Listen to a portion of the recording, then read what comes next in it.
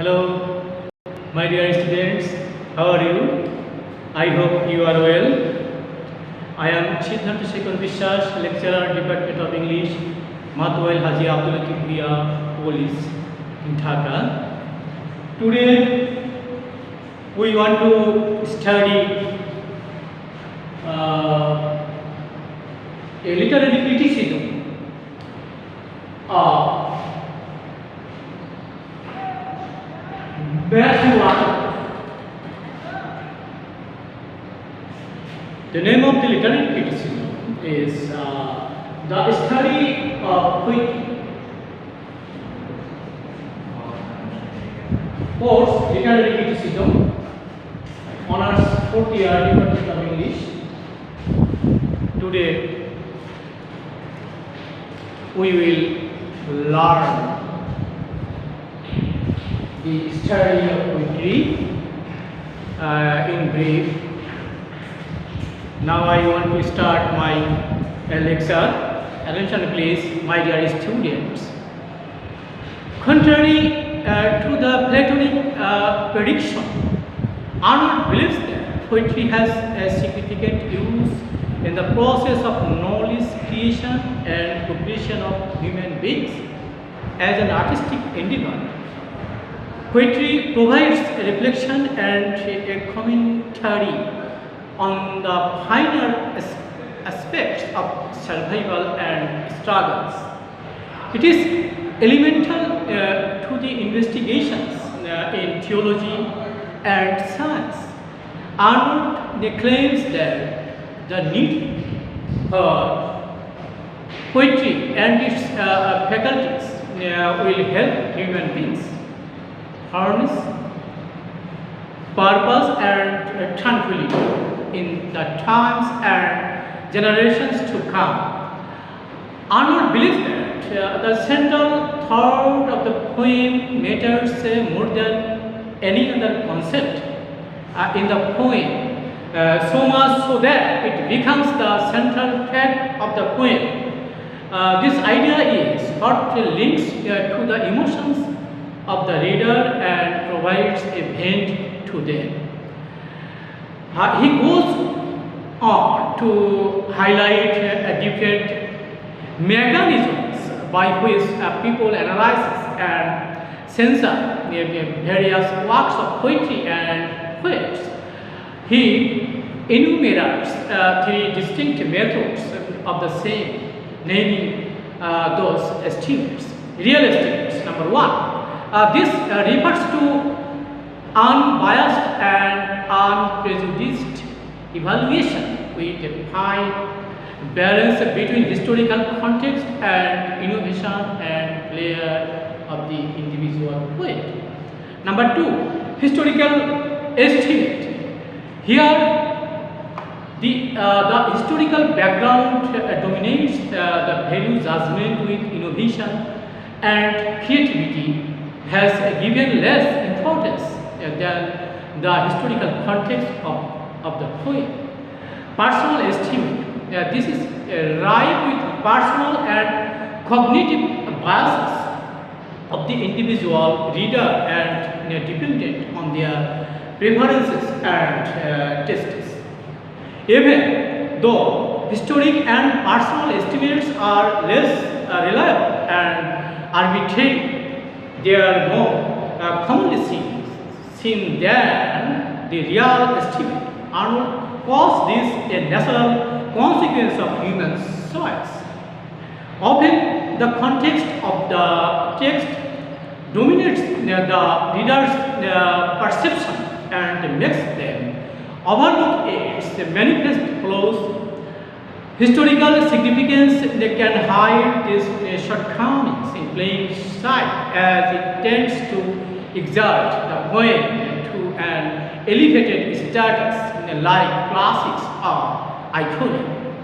An iconic poem acts the barometer for other poems. It is held at the standard against which other works are compared. This comparison helps in arriving at the true value of a poem. Arnold exhorts people to devour such classic works of poetry to educate their sense of the judgment and the censor, but still remain aware of their own flaws and errors.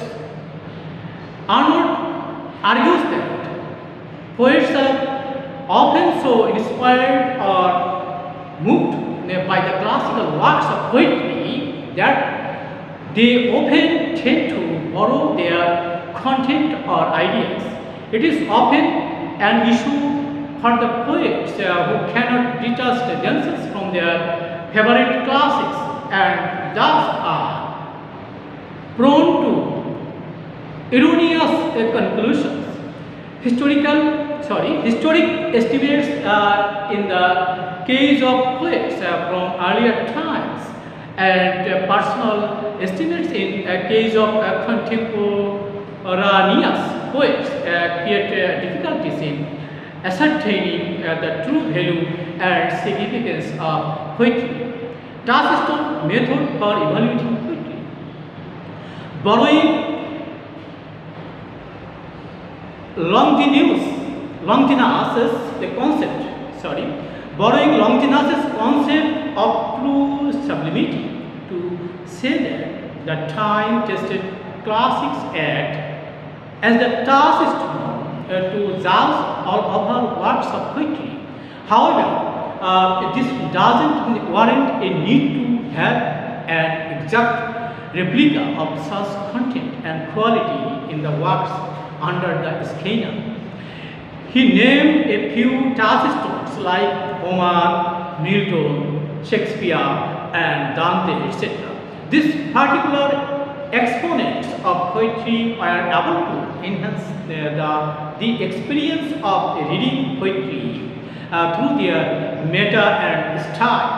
Arnold believes that the best poems have a kernel of truth in their meta and a sense of singular flair in their construction or manner. For critics, it is imperative to apply such a method judiciously and rigorously in order to develop the ability to find real estimates of poetry. In case a reader is unable to find the high value while evaluating a classic, then it is his or her shortcoming and not the poem's. Analysis of the English classics. Arnold then highlights the impact of French poets, especially from northern France, on their English counterparts. However, their poetry was dominated by romance over serious and graver themes of human life.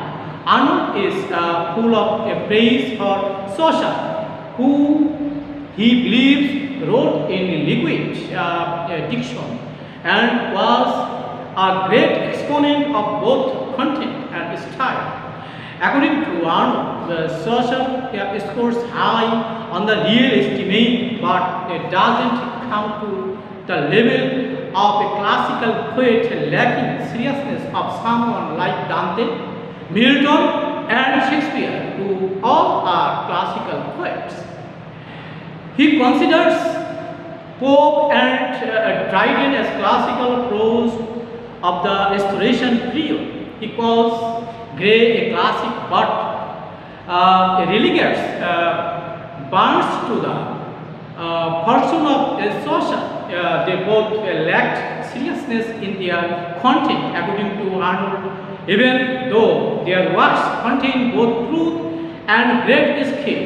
Coming to his contemporaries, he points to the influence of personal estimates when judging the likes of Byron, Shelley, Wordsworth. So, demits any judgment of their works, continuity of the classics. Arnold claims since the classics works have been able to stand the test of time and longevity, they have an indwelling ability of self-conservation. This ability is a function of the self-preserving and enduring nature of human beings.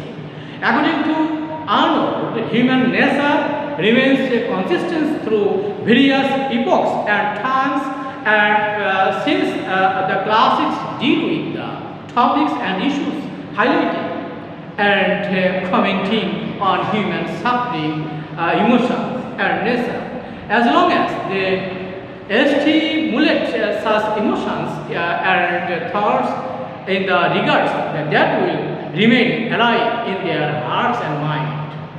My dear student, you should remember that